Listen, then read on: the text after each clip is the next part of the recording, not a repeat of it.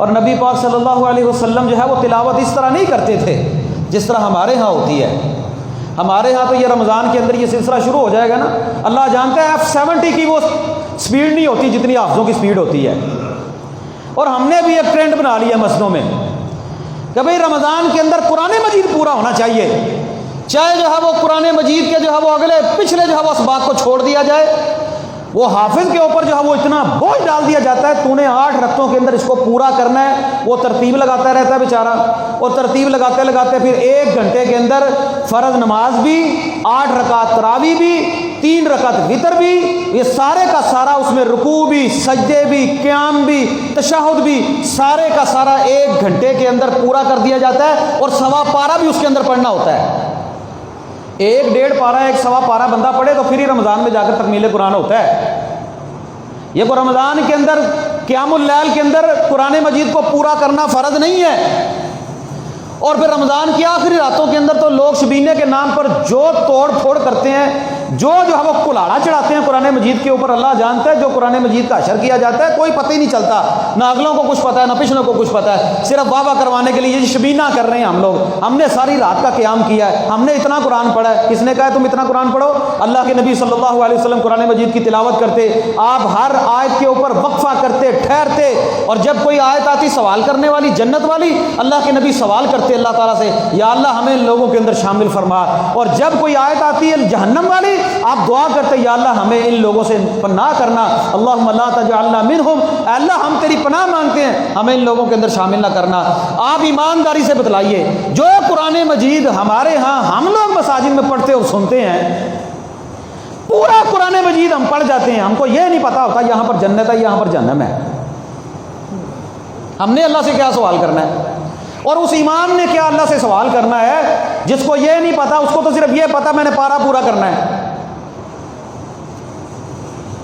اور پھر صحابہ کی جو کیفیت ہوتی تھی قرآن مجید پڑھتے ہوئے، وہ تو روتے تھے. حضرت عمر فرماتے ہیں، حضرت عمر کے متعلق آتا ہے پہلی صف کے اندر یہ اسپیکر بھی نہیں تھے، پہلی صف کے اندر کھڑے ہو کر نماز پڑھتے. اس آیت پر پہنچے انما اشکو بثی وحزنی اللہ، میں تو اپنا غم دکھ اور تکلیف اللہ کے سامنے رکھتا ہوں. اتنا روئے کہ ان کے رونے کی آواز پچھلی صفوں تک سنائی دیتی تھی. پورا قرآن پڑھ لیا جاتا ہے، مجال ہے کہ ہماری آنکھوں سے کبھی آنسو نکلتا ہو.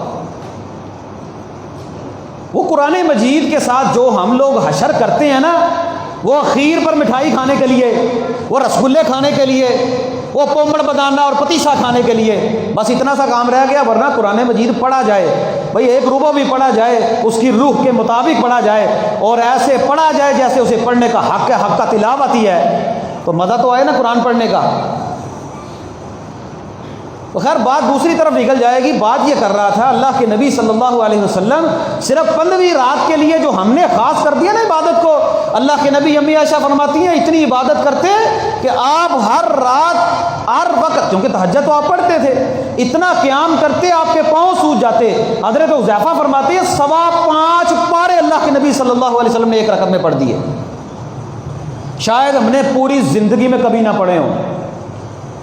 آج تو قیام اللیل میں حافظ سے 5-10 منٹ اوپر ہو جائے نا تو لوگ اس کا جینا حرام کر دیتے ہیں. عبادت بھی کرتے ہیں اور نخرے بھی کرتے ہیں. عبادت بھی کرنی ہے، قیام بھی کرنا ہے، اور نفلی قیام کرنا ہے. بھائی تمہیں کس نے کہا ہے تم نفلی قیام کرو اور تم اتنے تنگ ہو جاؤ کہ تم جو ہے وہ مسجد میں ایک جھگڑے والا ماحول پیدا کر دو، امام کو تم تنگ کرنا شروع کر دو؟ کس نے کہا ہے تمہیں تم قیام اللیل کرو؟ فرض ہے، یہ تو نفلی عبادت ہے. بھائی جس کے پاس سکت ہے، جس کے پاس طاقت ہے، جو دل اور شوق کے ساتھ عبادت کرنا چاہتا ہے وہ نفلی عبادت کرے. جو یہ بندہ یہ سمجھتا ہے میں نفلی عبادت نہیں کر سکتا، میں کھڑا نہیں ہو سکتا، میں قیام نہیں کر سکتا، میں زیادہ دیر یہاں پر نہیں ٹھہر سکتا، یار وہ چھوڑ دے. قرآن و سنت کا مسئلہ تو یہ ہے کہ بھائی تمہارے پاس طاقت ہے تو نفلی عبادت کرو، جب تم تنگ آ جاؤ، قہٹ آ جائے تو نفلی عبادت چھوڑ دو. اور پھر یہ جو بونڈ کر کے ہم لوگ قیام اللیل کرتے ہیں نا کہ ابھی پورا کرنا ہے اس کو. 2 رکعت پڑھی ہیں بندے نے، 2 رکعت پچھلے پیر پڑھ لے، 2 رکعت درمیان میں پڑھ لے.